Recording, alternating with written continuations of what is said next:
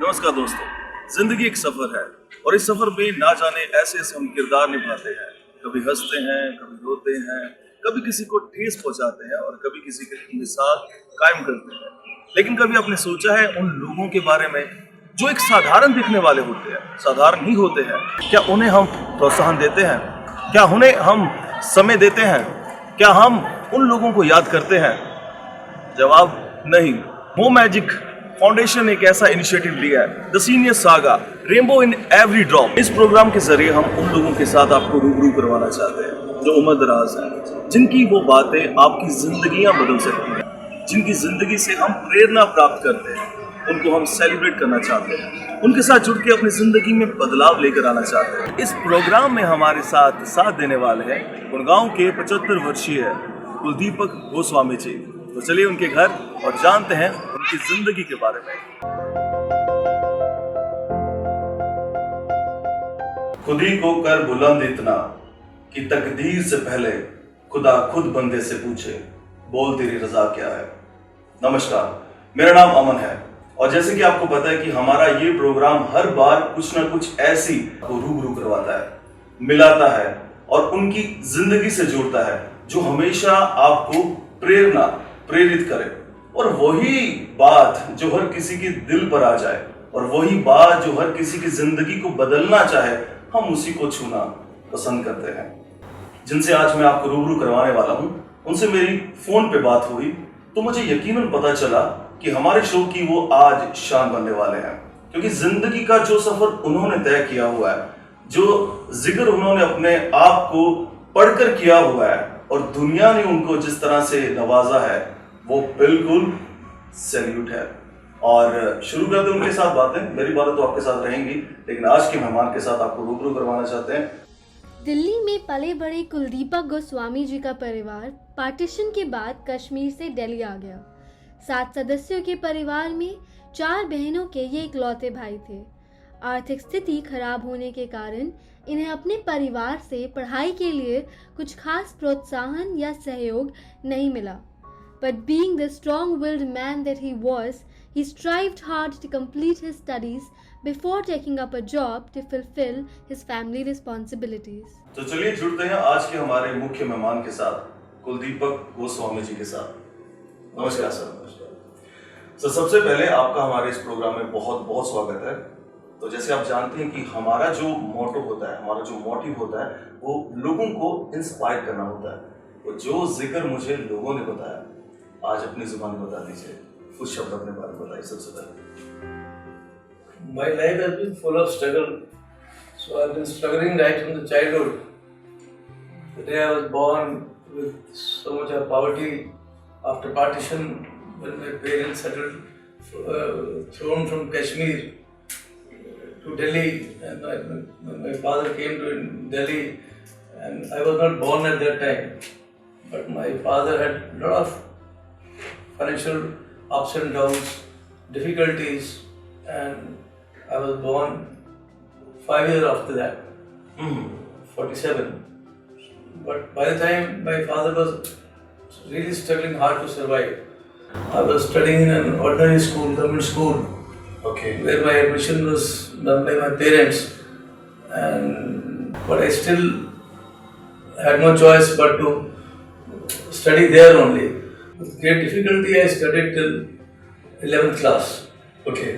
Still 11th class, my father, my mother, they never supported me any tuitions or any guidance for my higher studies. They never planned for my future. I was treated just like an ordinary child. And we were 6 family members.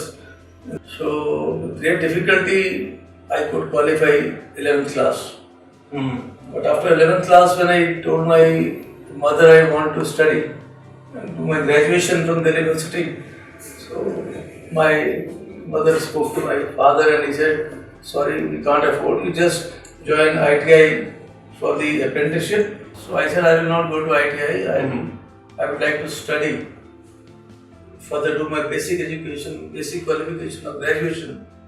At that time I never wanted to just do my 10 plus, 9 plus 11 and then do some job somewhere.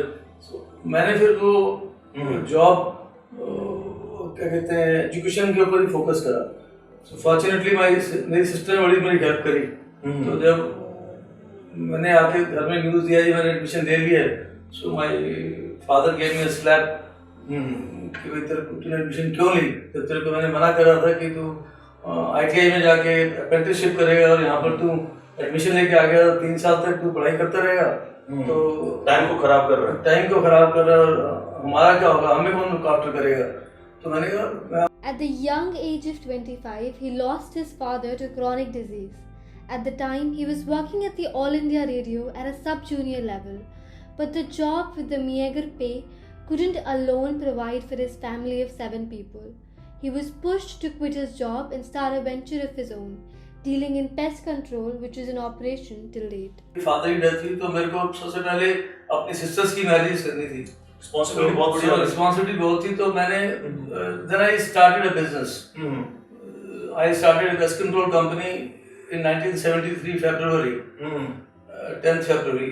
So within 6 months I became a very big success. Out of blue, my name was known in South Delhi as a pest control person has come to Delhi, and I had no competitor. I was the only man running that company those days in 73. मुकद्दर की लिखावट का एक ऐसा भी कायदा हो, देर से किस्मत खुलने वालों का दुगना फायदा हो. Mr. Kuldeepak took his business to stupendous heights and married all his 4 sisters into good families. Mr. Kuldeepak's life took a pleasant turn and took him to the love of his life, Miss Geeta, जिनको एक नज़र देखते ही इन्होंने उन्हें अपना जीवन साथी बनाने का मन बना लिया. वैसे बहुत मुश्किल होता है दोस्तों कि आपको एक नजर में प्यार हो जाए. ये हमने फिल्मों में देखा हुआ है, वन साइड लव. आज के टाइम पे तो बिल्कुल यकीन नहीं होता. आपकी जिंदगी में कैसे? नहीं, मैं एक्चुअली जिस तरह की मेरे को वाइफ चाहिए थी मेरे को वैसी मिली है. अच्छा. I wanted a very simple and good at heart. तो मैं उनको जब मिला तो I was really impressed with her. जिस तरह से सर ने जिक्र किया अपने मोहब्बत का, अपने प्यार का, एक नजर में दिल के करीब आने का, उस हसीन चेहरे से तो आपको मुखातिब करते हैं. गीता जी, आपका बहुत बहुत स्वागत है. इतना प्यार, इतनी मोहब्बत, ये कब से शुरू हुआ और वो टाइम कौन सा था? हमारी मैरिज हुई थी 1977 हुआ, क्योंकि ये हमेशा जब से मैरिज हुई तब से इन्होंने इतना ऐसा हस्बैंड कोई मिल नहीं सकता जितना इन्होंने मेरा ध्यान रखा. Being a firm believer in the capacity of education to empower people, Mr. Kuldeepak put in great effort to provide the best education and holistic development opportunities for both his kids. His son is an MBA graduate from a renowned institute and works at a senior position in a private company, while his daughter is a renowned philosopher who has many accolades to her name and has co-authored several books. अच्छा, अब बात करते हैं परिवार में बच्चे. जब planning शुरू हुई तो बच्चों के बारे में बताएं. कितने आपके बेटा बेटी हैं? I have got a son and a daughter. And मेरे को शुरू से ही, क्योंकि मैं पढ़ नहीं पाया, मैंने सोचा था कि बच्चों को जरूर पढ़ाऊंगा. मेरे बच्चे दोनों बहुत सक्सेसफुल हैं. मेरी बेटी ने लेडी श्री राम कॉलेज से एमफिल करी हुई है और फिलॉसफी में. उसने किताबें लिखी हुई हैं, इतनी बढ़िया किताबें उसकी लिखी हुई हैं. she has decided not to get married because being a philosopher, she is reading. It is her choice. She wants to get married or not. That I have left it on her. My son is married. He's got a son. In the end, it's not the years in your life that counts, it's the life in your years.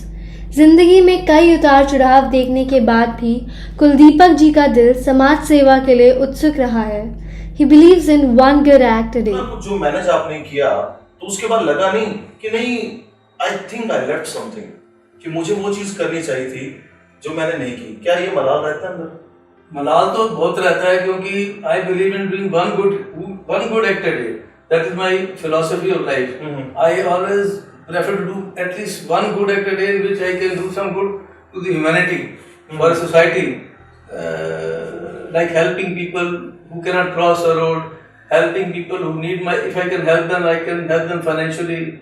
And in my social work job of my Delhi University, which I did, I learnt a lot on social work. So social work में मैंने बहुत, आज तक मैं 70 साल का होने वाला हूँ, तो मेरे को अभी भी सेवा करने का दिल करता है. Senior citizens have historically represented wisdom earned through a life filled with experiences. They serve as an invaluable source of skill and knowledge. This is reflected beautifully in the lived experiences of Mr. Kuldeepak. We don't have a future if we refuse to accept the wisdom of the former generation. Having said that, Mr. Goswami has a very beautiful message for the coming generations. फिर लोगों के ताने सुनना, उनको मतलब नजरअंदाज करके खुद को आगे बढ़ाना, क्रिटिक्स भी होंगे आपकी लाइफ में. तो इतना कुछ होने के बावजूद आज के युवा को एक संदेश क्या देना चाहेंगे? इसी मेरा जो बेसिक एक्सपीरियंस रहा है लाइफ का, वो यही रहा है कि इंसान को जितनी मेहनत हो उतनी करते रहना चाहिए और किसी पे डिपेंडेंट नहीं होना चाहिए. शुक्रिया सर, बहुत अच्छा लगा. दिल की गहराइयों से मैं आपका धन्यवाद करता हूँ, क्योंकि हमें खुद को बहुत सीखने को आपसे मिला. और मैं ये आस करता हूँ, ये होप करता हूँ कि हमारे जो दर्शक हैं, हमारे जो व्यूअर्स हैं, उनको भी यकीनन एक ऐसी सीख मिली होगी. जिंदगी हमें कितना संघर्ष सिखाती है, कैसे हम संघर्ष से लड़ते लड़ते हम उभरते हैं. कुछ बातें यकीनन दिल को छू जाती हैं, जैसे आपका अपने परिवार के साथ कितना संबंध है. सिर्फ शादी करना सब कुछ नहीं होता, सिर्फ बच्चे पैदा करना सब कुछ नहीं होता, सिर्फ अमीरी होना ही सब कुछ नहीं होता. जब आप किसी के साथ दिल से नहीं जुड़ते तो जिंदगी का मायना ही नहीं होता. तो आस करता हूँ कि आपको ये प्रोग्राम बहुत अच्छा लगा होगा. सर की वो बातें आपके दिल को छुई होंगी. और इस प्रोग्राम के जरिए यदि आपको लगता है कि हमारी ये कोशिश कहीं ना कहीं किसी परिवार को बदलाव देती है, तो कमेंट्स के जरिए आप अपना प्यार जरूर दीजिएगा. आपको लगता है कि आपके घर में, आपके सराउंडिंग में ऐसा कोई शख्स है जो कहीं ना कहीं लोगों को प्रेरित कर सकता है, मोटिवेटर है और बहुत उसका इंटरेस्टिंग स्टोरी है, तो हमारे फैमिली, हमारी जो टीम है वो आप तक पहुंचेगी. आपने सिर्फ इतना करना है कि अपने कमेंट्स के जरिए हमें अपना नंबर और किसी तरह से अपना पता देना है, और उस पते पर हमारी टीम आप तक पहुंचेगी. आपकी छोटी कोशिश हमारे इस प्रोग्राम को आगे बढ़ाएगी. मिलते हैं अगले सफर के साथ, एक नए परिवार के साथ. तब तक रखिए अपना ख्याल. नमस्कार.